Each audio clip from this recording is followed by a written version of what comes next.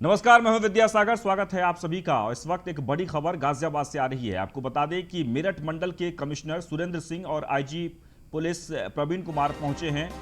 IG ने police line में बने L1 अस्पताल का निरीक्षण किया है। यह अस्पताल पुलिस वालों और उनकी फैमिली के लिए बनाया गया है।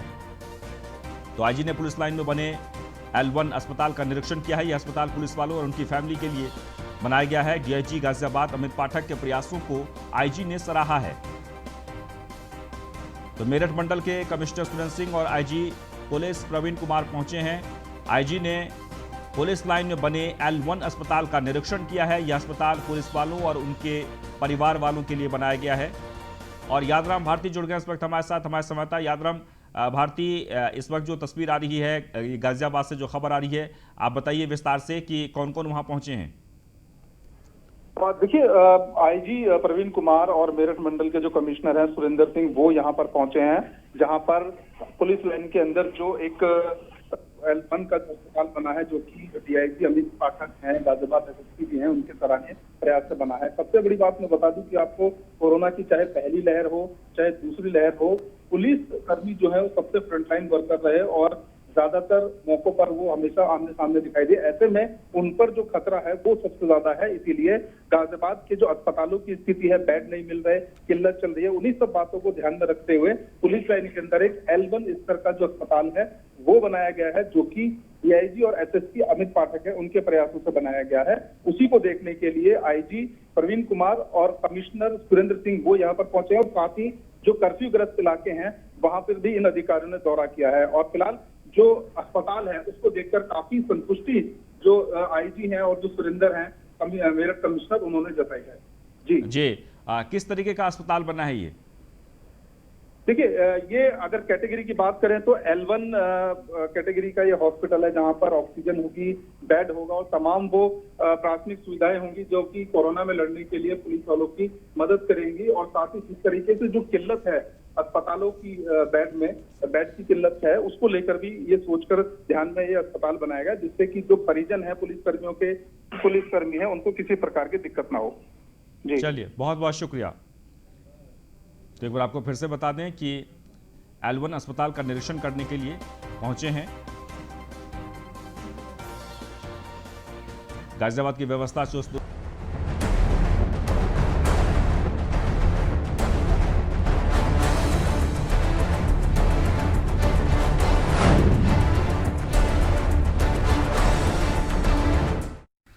और अब बात करेंगे वैक्सीन पर कौन सियासत कर रहा है। आपको बता दें कि देश में वैक्सीनेशन का तीसरा चरण भी शुरू हो चुका है। 1 मई से 18+ वाले लोगों को वैक्सीन लगवाई जा रही है, लेकिन देश में वैक्सीनेशन को लेकर राजनीति जारी है। दरअसल वैक्सीन की कमी के चलते कई राज्यों में जहां वैक्सीनेशन की रफ्तार काफी धीमी है, तो वहीं आम आदमी पार्टी समेत कई दलों के नेताओं ने केंद्र सरकार पर वैक्सीन को लेकर हमला बोला है। दरअसल आपके नेता और दिल्ली के उप मुख्यमंत्री मनीष सिसोदिया ने केंद्र सरकार पर निशाना साधते हुए कहा है कि एक तरफ जहां कोरोना की दूसरी लहर के बीच देश में बड़ी संख्या में लोगों की जान जा रही है, तो वहीं दूसरी तरफ केंद्र अपने इमेज मैनेजमेंट में वैक्सीन एक्सपोर्ट कर रहा था।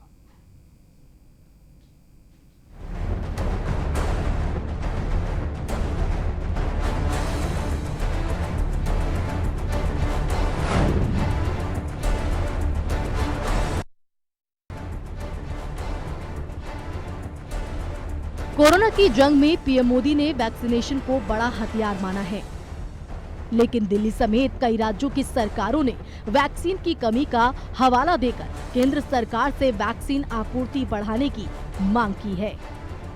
देश में वैक्सीन की कमी के बीच आम आदमी पार्टी ने मोदी सरकार पर विदेशों में वैक्सीन भेजने के लिए बड़ा हमला किया है। दिल्ली के उप मुख्यमंत्री मनीष सिसोदिया ने कहा कि देश में लोग मर रहे थे, राज्य वैक्सीन मांग रहे थे और केंद्र अपने इमेज मैनेजमेंट में वैक्सीन एक्सपोर्ट कर रहा था। इस समय पूरे देश में लोग बीमार हो रहे थे, हॉस्पिटल्स के लिए जूझ रहे थे, मर रहे थे।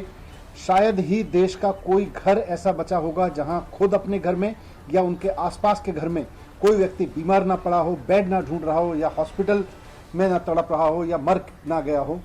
ऐसे में जब ये स्थिति थी तो हमारे देश की केंद्र सरकार देश में बनी हुई वैक्सीन्स को विदेश में भेजने में लगी थी। एक्सपोर्ट करने में लगी थी। इतना ही नहीं, सिसोदिया ने कहा कि भारत सरकार ने पिछले 3 महीनों में 93 देशों को कोविड टीके निर्यात किए, जबकि इनमें से 88 देशों में कोरोना से मृत्यु बड़ी चुनौती नहीं थी। सरकार ने उन्हें 6.5 करोड़ खुराक दी। भारत में दूसरी लहर के दौरान कोविड से करीब 1 लाख लोग मारे गए हैं। सरकार चाहती तो निर्यात किए गए टीके से इन लोगों की जान बचा सकती थी। कई और पार्टियों के नेताओं ने भी केंद्र सरकार पर निशाना साधते हुए कहा कि देश के लोगों को मरता छोड़ केंद्र सरकार अपनी इमेज चमकाने में लगी है।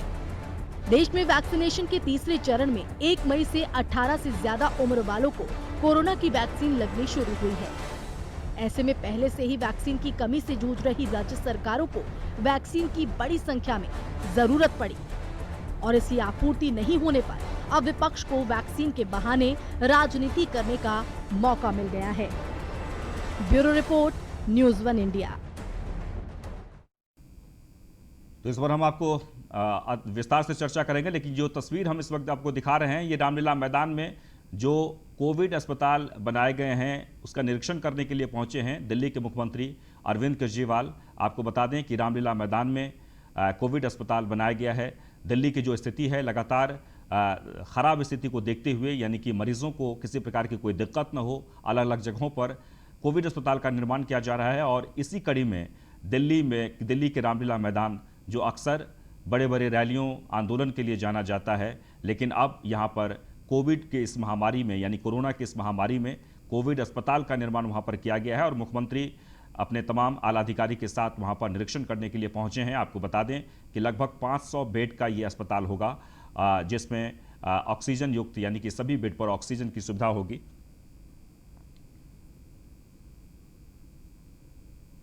मुख्यमंत्री अरविंद केजरीवाल लगातार दिल्ली में कोरोना को नियंत्रण करने के लिए प्रयासरत हैं। वैक्सीन को लेकर हो या ऑक्सीजन को लेकर हो या ट्रीटमेंट कर हो, सभी अस्पतालों में बेड फुल है। लेकिन इस बीच दिल्ली के रामलीला मैदान की तस्वीर आप देख रहे हैं, जहां पर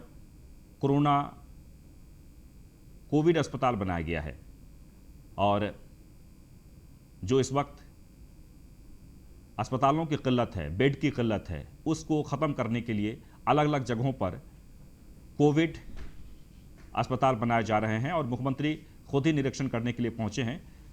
अस्पताल किस तरीके से बना है, किस तरीके से बेड की व्यवस्था की गई है, ऑक्सीजन की किस तरह से व्यवस्था है, इन सब चीज़ों का निरीक्षण किया जा रहा है। तस्वीरों में आप देख सकते हैं, सीधे लाइव तस्वीर हम आपको दिखा रहे हैं इस वक्त, दिल्ली के मुख्यमंत्री अरविंद केजरीवाल जो दिल्ली के रामलीला मैदान में इस वक्त मौजूद हैं।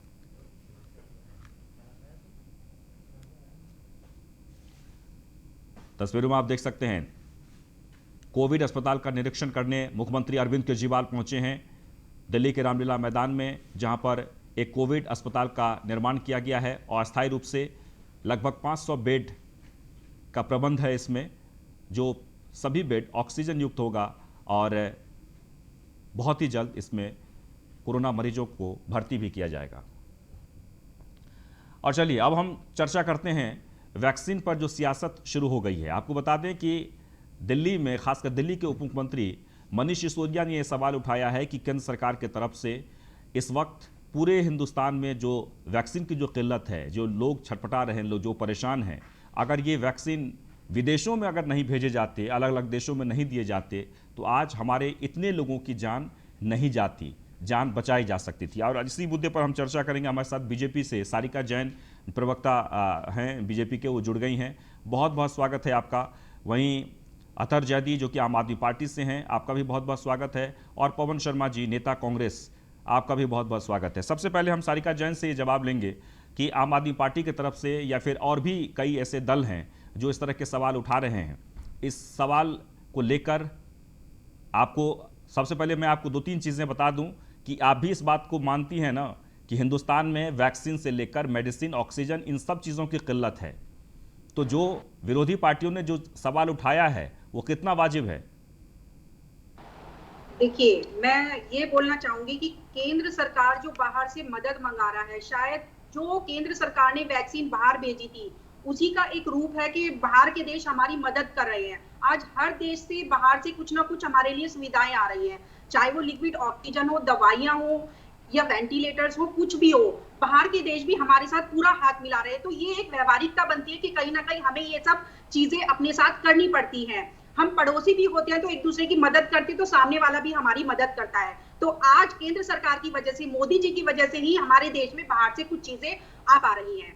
सेकेंडली, मैं ये बोलना चाहूंगी कि केजरीवाल सरकार ने 26 अप्रैल को एक प्रेस कॉन्फ्रेंस की थी, जिसमें उन्होंने बोला था कि हमने 1,34,00,000 जो वैक्सीन है उनका ऑर्डर दे दिया है, उनकी मंजूरी दे दी है। तो मैं पूछना चाहूंगी, ये जो इनके असर जी बैठे हैं, कि वो अभी तक वैक्सीन आई क्यों नहीं है दिल्ली में? कहाँ है वो वैक्सीन? क्यों लोगों को दर दर भटकना पड़ रहा है, लंबी लंबी लाइनों में लगना पड़ रहा है आज? जी चलिए, हम सवाल आज आपसे लेना है, आपको जवाब देना है। हम अतर जी से सवाल ये पूछेंगे, लेकिन आपने जैसे अभी एक बात बताई कि हम आज लोगों को दे रहे हैं, तभी लोग हमको भी भेज रहे हैं, वहाँ से मदद दे रही है। लेकिन जब आपके पास चीज़ें पर्याप्त हो तभी तो आप दे सकते हैं। आपके लोग तो यहाँ मर रहे हैं, पहले उन्हें देखना था। देखिए, एक टाइम ऐसा था कि जब सपा के नेता बोलते हैं जी हम तो अपनी अलग वैक्सीन बनाएंगे। एक केजरीवाल जी थे, उन्होंने शक किया था कि वैक्सीन अच्छी नहीं है, लेकिन आज उसी वैक्सीन के पीछे ये लोग इतना तड़प रहे हैं, परेशान हो रहे हैं। नहीं, यानी तो विपक्ष ने समझने वाली बात है, विपक्ष ने ये बातें, विपक्ष ने ये सवाल उठाया और इसलिए आपने दे दिया सबको। विपक्ष ने पहले दिल्ली में क्या हुआ कि बेड नहीं है, वो केंद्र ने दिए। फिर इन्होंने बोला कि दवाइयां नहीं है, उसके लिए रिक्वेस्ट किया तो वो केंद्र ने अरेंज कराया इनको। फिर उन्होंने बोला कि ऑक्सीजन नहीं है, फिर वो ऑक्सीजन केंद्र ने इनको प्रोवाइड कराया। उसके बाद बोला इन्होंने कि दवाइयां नहीं है, वेंटिलेटर्स नहीं है, वो सब केंद्र इनको अरेंज करा रहा है। अब इन्होंने नया एजेंडा लगाया कि वैक्सीन नहीं है। ये तो राज्य तरफ से व्यवस्था करनी कि किस तरह से उसकी व्यवस्था करें, मैन्युफैक्चर से मंगाए, डायरेक्ट नहीं, वैक्सीन की कमी तो है सारिका जी, वैक्सीन की कमी तो है, वैक्सीन तो नहीं है आपके पास। नहीं, वैक्सीन तो धीरे धीरे, अब इतनी जनसंख्या वाला हमारा देश है तो धीरे धीरे ही आएगा। और कुछ ना कुछ केंद्र सरकार की व्यवस्थाएं कर रही है कि जितनी जल्दी हो सके, क्योंकि केंद्र सरकार ने कभी इस टॉपिक पर राजनीति नहीं की है। जो विपक्षी सरकार है वो हमेशा से विपक्षी सरकारें राजनीति करती आई, लेकिन मैं नहीं सोचती कि मोदी जी इस विषय पर राजनीति करेंगे। जितनी जल्दी भी हो सकेगा वो वैक्सीन की सुविधा पर्याप्त करवा कर देंगे। लेकिन मैं एक बात और बोलना चाहूंगी कि आप सरकार ने अभी तक जो इनकी रिपोर्ट आई है 5.5 लाख वैक्सीन का ऑर्डर दिया है, लेकिन ये प्रेस कॉन्फ्रेंस में बोलते हैं कि हमने 1,34,00,000 वैक्सीन का ऑर्डर दिया है। तो क्या ये प्रेस या ये मीडिया को भी बेवकूफ बना रहे हैं? अभी तक तो जनता को बेवकूफ बना रहे थे, अब ये मीडिया को भी बेवकूफ। चलिए सवाल जवाब ले लेते हैं हम। अतर जी, सबसे पहला जो सवाल है वो ये कि आप किसी की मदद करेंगे तभी तो कोई आपकी मदद करें। अगर मोदी जी ने वैक्सीन किसी देश को उन्होंने भेजा है मदद के नाम पर, तभी तो आज कोरोना के नाम पर इतने सारे देश आपके लिए सामने खड़े हैं।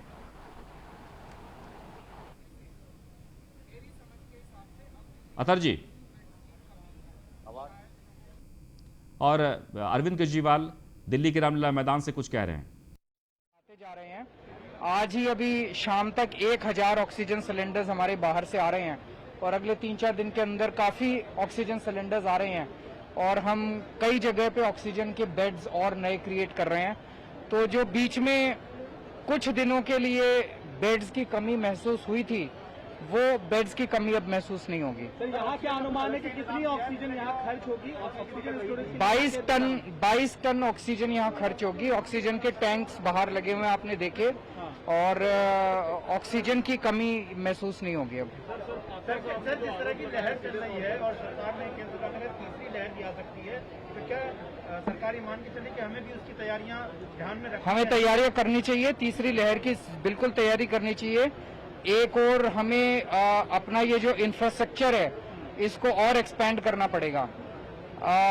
नवंबर में दिल्ली के अंदर एक लहर आई थी जब 8,500 केस आए थे, उसको हमने बड़े सक्सेसफुली बिना किसी प्रॉब्लम के डील किया। ये जो लहर आई इसमें 28,000 केस आए हैं मैक्सिमम, मतलब बियॉन्ड सारे कैपेबिलिटीज, जिसकी वजह से बहुत ज्यादा पूरा इंफ्रास्ट्रक्चर तनाव में आ गया था। लेकिन अब हम जिस स्केल के ऊपर इंफ्रास्ट्रक्चर क्रिएट कर रहे हैं, हमें हफ्ते 10 दिन लग गए, लेकिन अब जिस स्केल के ऊपर हम कर रहे हैं, अगर अगली लहर में 30,000 केस भी आते हैं तो हम उसको डील करने के लिए तैयार हैं। सर, वैक्सीन कितनी बची है? अरविंद जी, वैक्सीन आपको लगता है पीक निकल 20% से कम हो गई है संक्रमण, हो सकता है आगे बढ़े? आपके मुंह में घी शक्कर, मैं उम्मीद करता हूं कि पीक निकल चुकी हो। मैं उम्मीद करता हूं कि आने वाले समय में केसेस कम हो, लेकिन सरकार में होते हुए और दिल्ली का मुख्यमंत्री होते हुए मैं अपनी तरफ से कोई भी ढिलाई नहीं देना चाहूंगा। मैं अपनी तरफ से सारी तैयारियां रखना चाहूंगा कि बाई चांस केसेस कल से बढ़ने चालू हो जाएं, कोई कुछ नहीं कह सकता इसमें। अगर बढ़ने चालू हो जाएं तो हम तैयार हैं, लोगों को चिंता करने की जरूरत नहीं है। वैक्सीन 3-4 दिन की और बची हुई है और मैं उम्मीद करता हूं कि केंद्र 3-4 दिन की भी उस हिसाब से बची हुई है कि आज हम 1 से 1.25 lakh dose per day they रहे हैं, हम इसको 3 लाख तक ले जाएंगे अगले कुछ दिनों में। तो 3 लाख डोज पर डे अगर हम देते हैं तो 90 लाख डोज हम 1 महीने में दे सकते हैं। 3 महीने में हम पूरी दिल्ली को वैक्सीनेट कर सकते हैं। और दुनिया भर में सभी एक्सपर्ट्स का यही मानना है कि यूके में, यूएस में जहां जहां गिरावट आई उसमें वैक्सीन ने बहुत इंपॉर्टेंट रोल अदा किया। तो अगर हम किसी तरह से अपने लोगों को बड़े स्केल पे वैक्सीनेट कर दें तो शायद तीसरी लहर से बचा जा सकता है। वैक्सीन मिलने में अभी क्या दिक्कत आ रही है? आपने कंपनी सप्लाई कम है, सप्लाई कम है। तो अरविंद केजरीवाल ये कहते हुए कि मेरे पास 3-4 दिनों के लिए ही वैक्सीन बची हुई है और हम उम्मीद करते हैं कि जिस तरीके से पूरे दिल्ली में हमारी रफ्तार जो चल रही है वैक्सीन को लेकर, उसमें निश्चित तौर पर 3 महीने के भीतर हम पूरे दिल्ली को वैक्सीन लगवा देंगे, यानी कि यहाँ के लोग को वैक्सीन लग जाएगी। और हमारे साथ अतर जैदी लगातार बने हुए हैं। अतर, हम सवाल ये उठा रहे थे वैक्सीन को लेकर, अभी अरविंद केजरीवाल जी भी ये बात कह रहे थे वैक्सीन को लेकर कि 3-4 दिन के लिए ही हमारे पास वैक्सीन अभी है, लेकिन आपके जो नेता हैं वो भी बार बार ये कह रहे हैं कि वैक्सीन पहले हमें मिलनी चाहिए थी, विदेशों को नहीं मिलनी चाहिए थी। लेकिन सवाल ये उठता है कि आप जब किसी को मदद करेंगे तभी तो कोई आपको मदद करेगा। देखिए, बड़ा हास्यास्पद है बीजेपी की प्रवक्ता का ये आर्गुमेंट। आप किसी की मदद जब करेंगे ना जब आपके अपने घर में पर्याप्त खाना होगा। आप पड़ोसी की मदद जब करेंगे ना जब आपके घर में आपको बच्चों को पर्याप्त खाना मिल रहा होगा, तो तभी तो आप ये हिम्मत जुटाएंगे कि आप पड़ोसी की मदद करें जाके। या आप ऐसा करेंगे कि आपके अपने घर में पूरा खाना नहीं है और आप जाके मोहल्ले में बांटा है। तो ये बड़ा हास्यास्पद है जो सारिका जी कह रही हैं। पहले आपको अपने घर को देखना है, उसके बाद देखना है। हम इस चीज के खिलाफ नहीं है कि पड़ोसी की मदद नहीं होनी चाहिए, बिल्कुल होनी चाहिए, ह्यूमैनिटेरियन ग्राउंड पे होनी चाहिए, लेकिन पहले आप अपने देश को देखिए। आपका देश 130 करोड़ लोगों का देश है। आपको अपने यहाँ वैक्सीनेशन ड्राइव चलाने में कई साल लग जाएंगे जितना प्रोडक्शन आपका आ रहा है। आज की डेट का डेटा मैं आपको बता दूं सर, 6 करोड़ वैक्सीन 1 महीने में बनेंगी। अब आप लगा लीजिए कि अगर 6 करोड़ वैक्सीन 1 महीने में बनेंगी तो इस देश में 250 करोड़ 300 करोड़ वैक्सीन की जरूरत पड़ेगी। 130 करोड़ का ये देश है, तो वो कितने महीनों में जाकर लगेंगी और तब तक ये कितनी बार कोरोना की लहर इस देश में आ चुकी होगी और पता नहीं कितने जानों को लेकर जा चुकी होगी। पहली चीज। दूसरी चीज, इन्होंने हमारे ऊपर ये इल्जाम लगाया बैठकर बीजेपी के प्रवक्ता ने कि वैक्सीन का हमने 1 करोड़ 30 लाख वैक्सीन का ऑर्डर दिया था, वो वैक्सीन कहाँ है। तो मैं आपको बता दूं कि 21 अप्रैल को हमने ये ऑर्डर दिया था जी। और इनकी नॉलेज के लिए मैं ये बता दूं कि इन्हीं का जो मंत्रालय है वहां से हमारे पास चिट्ठी आई है और चिट्ठी की कॉपी भी है मेरे पास। अगर आप देख सके तो ये चिट्ठी की कॉपी है जो इनके हेल्थ सेक्रेटरी हैं, उन्होंने हमें ये चिट्ठी भेजी है और उन्होंने हमसे ये कहा है कि एक कंपनी जो है वो आपको मई के महीने में 2,30,000 वैक्सीन अवेलेबल कराएगी और एक कंपनी दूसरी जो है वो आपको 1 महीने में 92,000 वैक्सीन दे पाएगी सिर्फ। जबकि हमने 65 लाख वैक्सीन का ऑर्डर दोनों कंपनियों को दिया था कि हमें जल्दी से जल्दी प्रोवाइड करा दी जाए, क्योंकि हमारा टारगेट 3 महीने में वैक्सीनेशन ड्राइव दिल्ली में पूरी दिल्ली को वैक्सीनेट करने का है। अब ये बताइए, जब हमें हेल्थ मिनिस्ट्री से चिट्ठी आ गई है और इसमें वो हमें ये कह रहे हैं कि आपको मई के महीने में ये कंपनियां जो हैं ये सिर्फ एक कंपनी 92,000 वैक्सीन देगी और एक 2.5 लाख देगी, तो अब हमें बताइए कि हम किस तरह से लोगों के वैक्सीन लगा दे 3 महीने में पूरे 2 करोड़ दिल्ली की जनता को। और अभी तो हमारी जो पहले फेज की वैक्सीन लगी हुई है जिसमें 1 डोज हमने दी हुई है, उनकी दूसरी डोज देनी बाकी है। 1 तारीख से जो 18 साल से ऊपर के लोगों के वैक्सीनेशन ड्राइव शुरू हुआ उसकी कैसे पूरी करें। तो सीएम साहब ने जो बात अभी कही है, जो आपने चलाया उनका भी लाइव, वो बिल्कुल सही कहा है कि हम किस तरह से वैक्सीन को पूरा करें। शॉर्टेज है हमारे पास, हम कहां से लोगों के वैक्सीन लगाएंगे। यानी हमारी वैक्सीन पर रोक लगा दी है केंद्र सरकार ने। उन्होंने हमें कोटा बता दिया है कि एक कंपनी 92,000 देगी, एक कंपनी 2.5 लाख देगी। अब बताइए, हमारा तो ऑर्डर पूरा गया हुआ है, हमें तो जितनी जल्दी वैक्सीन मिल जाएगी हम दिल्ली को उतनी जल्दी वैक्सीनेट कर देंगे। तो मैं सारिका जी से कहूंगा कि थोड़ा सा पहले अपने जो आपको वहां से ग्रुप है आपका टीवी जो पत्रकारों का, वो जो प्रवक्ताओं का, उस पर आप पहले पूरी डिटेल ले लिया करें, उसके बाद किसी दूसरी पार्टी पर। ठीक है अदर जी सारिका जी कुछ कहना चाह रहे हैं, लेकिन उससे पहले पवन जी बहुत देर से बैठे हैं, कुछ नहीं कह रहे हैं। पवन जी, हम आपसे भी प्रतिक्रिया लेना चाहते हैं, इसके बाद हम फिर सारिका जैन के पास जाएंगे।